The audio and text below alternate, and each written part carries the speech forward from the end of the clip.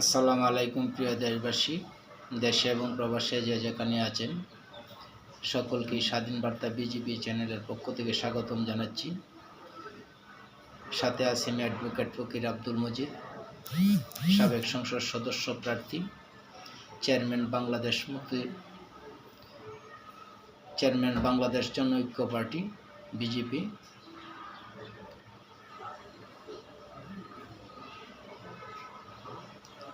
দেশে চলমান বন্যা পরিস্থিতিতে দেশের সাধারণ মানুষ যখন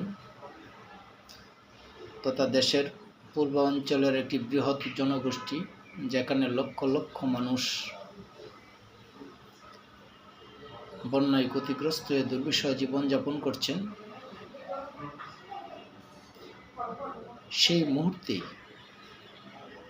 অত্যন্ত অআকাঙ্ক্ষিত অপ্রত্যাশিতভাবে আনসার সদস্যদের বিদ্রোহ তথা সচিবালয়ের সামনে যে ধরনের নারকীয় হট্টগোলের সৃষ্টি করলেন তা অত্যন্ত শঙ্কিত করছে।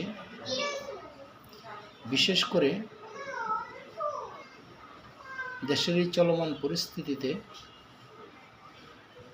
একটি স্বৈরশাসনের অভ্যুত্থান পরবর্তী সময়ে দেশের আপাময় ছাত্র জনতা তথা সর্বশ্রেণী পেশার মানুষ যখন একটু স্বস্তির নিঃশ্বাস নেওয়ার প্রত্যাশায় অন্তর্বর্তীকালীন সরকার তার পরিকল্পনা বাস্তবায়নে রত রয়েছে, ঠিক সেই মুহূর্তে প্রাকৃতিক দুর্যোগ তথা বিভিন্ন তথ্য সূত্রে উল্লেখ্য যে ভারতের কারসাজির নেই দেশের পূর্বাঞ্চলে একটি ভয়াবহ বন্যা পরিস্থিতি চলমান। ঠিক সেই মুহূর্তে আনসার সদস্যরা তারা তাদের দাবি নামান্তরে যে ধরনের বিশৃঙ্খলার পরিবেশ তথা একটি অস্থিতিশীল পরিবেশ সৃষ্টি করার অপপ্রচেষ্টার অবতারণা করেছে, এই জায়গা একটি শঙ্কা এবং প্রশ্ন থেকেই যায় যে আনসার সদস্যদের এই দাবির নামান্তরে যে বিদ্রোহ, এটা কি নিছকই আনসার সদস্যদের, নাকি এর পিছনে কোনো ধরনের রাজনৈতিক দুর্বৃত্তায়ন তথা অপশক্তির ইন্ধন রয়েছে কিনা, এটা সময়ের ব্যাপার। আমি জোর দাবি জানাবো যে আনসার সদস্যদের এই তাৎক্ষণিক দেশের এই চলমান সংকট পরিস্থিতি তথা বন্যা পরিস্থিতির মধ্যেই হঠাৎ করে তাদের এই ধরনের উস্কানিমূলক কর্ম পরিকল্পনার পিছনে কোনো ধরনের দুর্বৃত্তায়ন তথা রাজনৈতিক কোনো ধরনের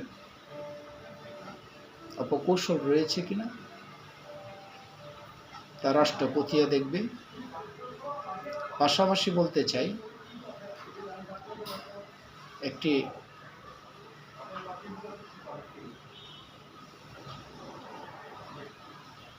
কাঙ্ক্ষিত দেশ তথা রাষ্ট্র ব্যবস্থা গড়ে তোলার লক্ষ্যে দেশের চলমান সংকট পরিস্থিতিকে মোকাবেলা করার প্রত্যাশায় দেশের সর্বশ্রেণীর মানুষের প্রতি উদাত্তভাবে আহ্বান জানাবো, দলমল নির্বিশেষে সকলে এগিয়ে আসুন। দেশের পূর্বাঞ্চলের যে ভয়াবহ বন্যার পরিস্থিতিতে লক্ষ লক্ষ মানুষ ভয়াবহ দুর্বিষহ পরিস্থিতির মধ্যে রয়েছে, তাদের পাশে দাঁড়ান এবং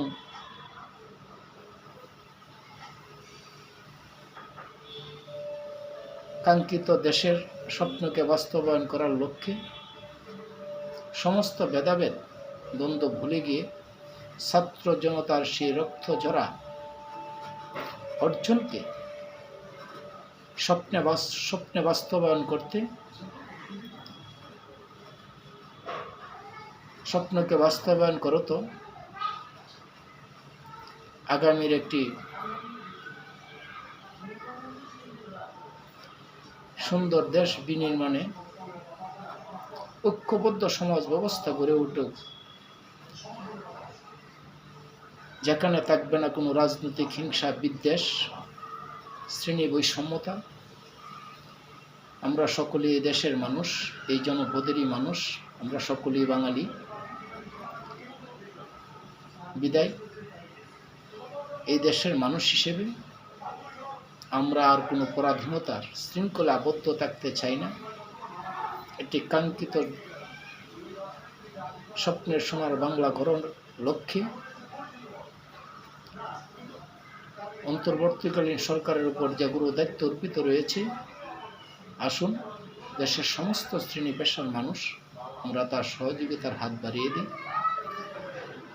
একটি দেশের অবকাঠামোকে গড়ে তোলার লক্ষ্যে প্রত্যেকের সহযোগিতা প্রয়োজন, কেননা এই দেশ আপনার আমার প্রত্যেকেরই। আজকে যারা দায়িত্ব রয়েছেন,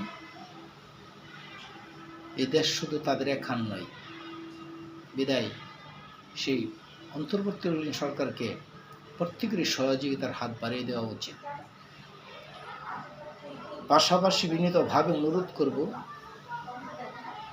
দেশকে অস্থিতিশীল করার জন্য আর কোনো ধরনের দুর্বৃত্তায়নের ফাঁদে পা দিবেন না। আমরা আর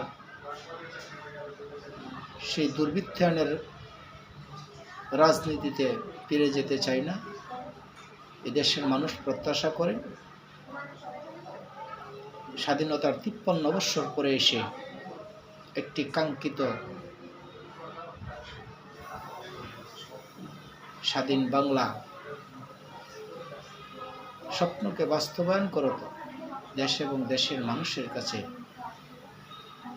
একটি সুন্দর পরিবেশ গড়ে উঠবে, এমনটা এই দেশ এবং দেশের মানুষ প্রত্যাশা করে। অতঃপর উদাত্তভাবে আহ্বান জানাবো, রাজনীতির দুর্বৃত্তায়ন ও অপচক্রকারীরা যুগে যুগে সক্রিয় ছিল, এখনো রয়েছে, ভবিষ্যতে হয়তো বা থাকবে। বিদায় সতর্কতার সহিত দেশের আম জনতা তথা ছাত্র জনতার সেই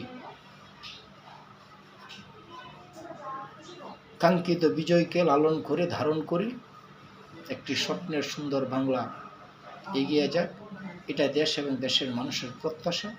আমি একজন রাজনৈতিক কর্মী তথা একজন আইনজীবী হিসেবে সেই প্রত্যাশাই করি। দেশ এগিয়ে যাক, দেশের মানুষ ভালো থাকুক এবং আগামীর বাংলাদেশ হোক